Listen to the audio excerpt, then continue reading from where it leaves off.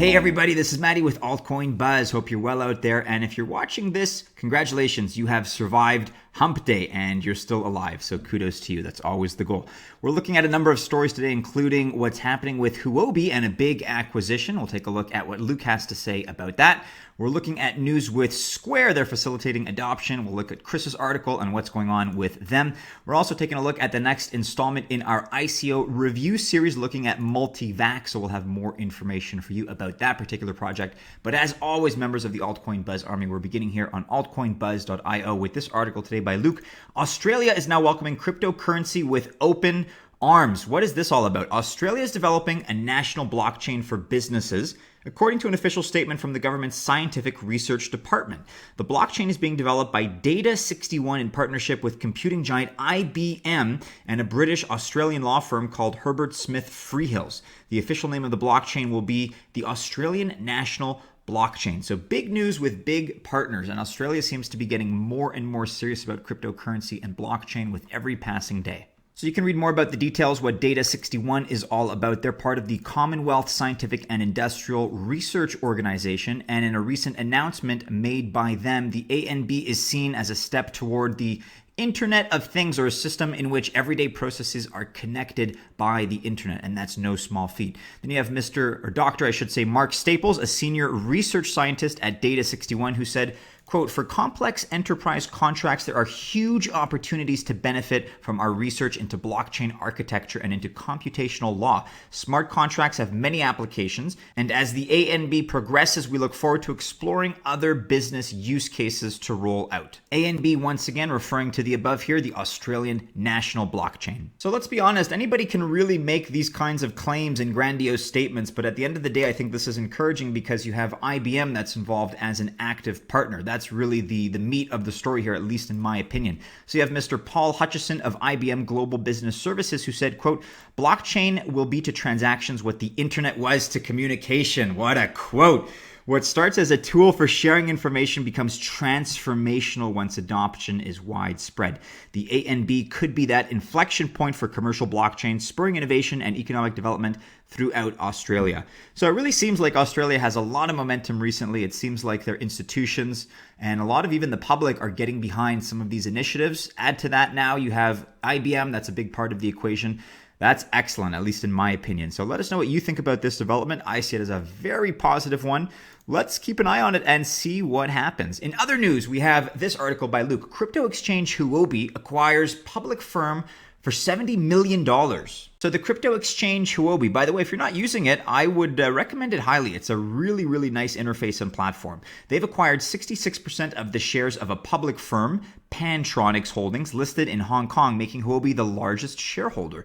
With the acquisition, Huobi is one step closer to a possible backdoor listing. So as Luke describes, Huobi is a Singapore-based cryptocurrency exchange. They were founded in China, but they have offices currently all over the world. So Pantronics Holdings yesterday released a statement on August 29th, indicating and revealing that Huobi Group completed the deal with the purchase of 199 million shares of Pantronics Holding. You can read about that here. We'll link to this in the description below. Joint announcement, completion of the acquisition of sale shares in Pantronics Holdings Limited, acquisition of option shares of Pantronics Holdings Limited, and mandatory unconditional cash offers by the following. So not the most riveting read in the world, but if you want to get into the nitty-gritty of the acquisition details in terms of legal parameters, we'll link to this in the description. Hey, maybe you need something to help you fall asleep tonight. You never know, but there it is. We will link to it, as always, in the description below. So then worth mentioning is that we have Li Lin, who's the chairman of Huobi Group, and he mentioned several times that he's interested in entering the secondary financial market in the near future, bringing this goal a step closer, of course, with this recent acquisition of Pantronics. Because as Luke writes, this deal could very well give Huobi the opportunity of a backdoor listing in the future.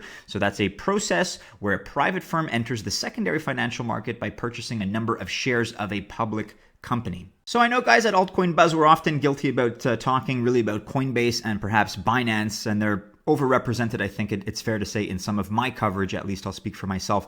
But Huobi is a really significant player. I think it's number 3 by volume globally right now. And if not that, it's certainly close as an exchange. So they're making big moves and taking big strides. And this is no small development in terms of their business strategy. I also know for a fact that they're planning to expand pretty significantly and pretty aggressively in Canada. So I'd say they're an exchange to keep an eye on. And at least to me, this bodes well for their future. So they're definitely a group with lots of ambition, and they're going to be worth keeping an eye on. So let us know what you think about this acquisition. Are you excited about Huobi? Are you a user? Do you use their interface and their platform as an exchange? I certainly do, and I'm a big fan. Let us know what you think in the comments below. And here we have a quick update by Square to facilitate adoption. They've been awarded a patent for a payment network that will allow merchants to accept any cryptocurrency as payment. Hey, this could be big. This patent was awarded by the US Patent and Trademark Office on August 21st. It seems like a significant story to me because this new patent, as Chris writes, allows merchants to accept any form of payments, whether cryptocurrencies or fiat, and cash that payment out into the currency of their choice. If you want to take a look at the patent itself, more bedtime reading for you here to keep you enthralled and alert. No, kind of the opposite actually, but if you're interested in the details, there they are. And I think it's important because it really addresses a utilitarian issue, a practical case, real life issue. And as Chris writes, one of the biggest issues with accepting Bitcoin and other cryptocurrencies is that each transaction takes time to process. So to combat this, Square has developed an internal solution by maintaining a private blockchain that records transactions from Square managed wallets. Real-time transactions are now available. So the POS will identify changes in balances before the transactions are written into the public Bitcoin blockchain. Many risks, including double spend attacks, are transferred from the merchant's users to the payment service. So the fastest transactions will be when funds are held by the payment network itself. By allowing Square to hold funds, Square will only need to update their internal ledger rather than the public Bitcoin blockchain too.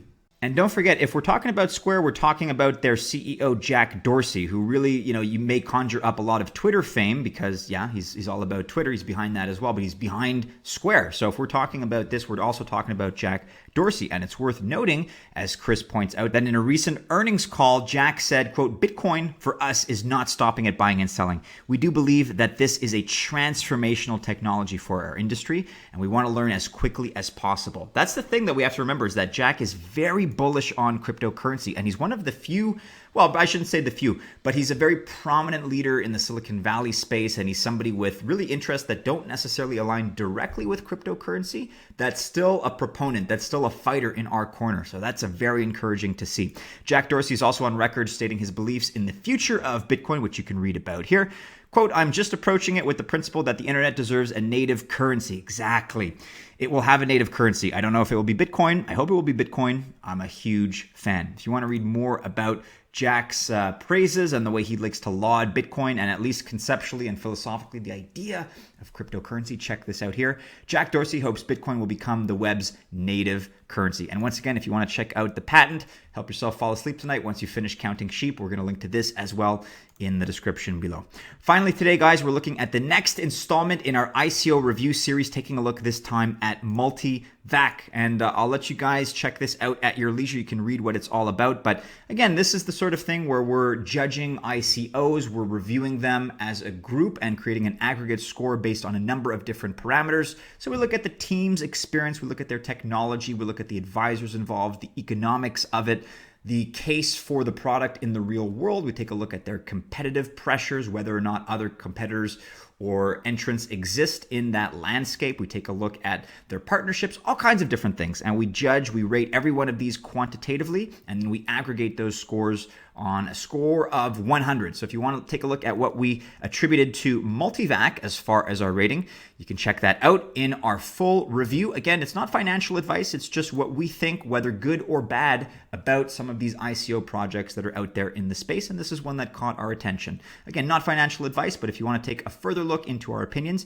do be sure to check this out. Check out their website as well, MultiVac. It's mtv.ac. We'll link to that in the description below. And you can also check them out on Medium as far as what they're saying and what others are saying.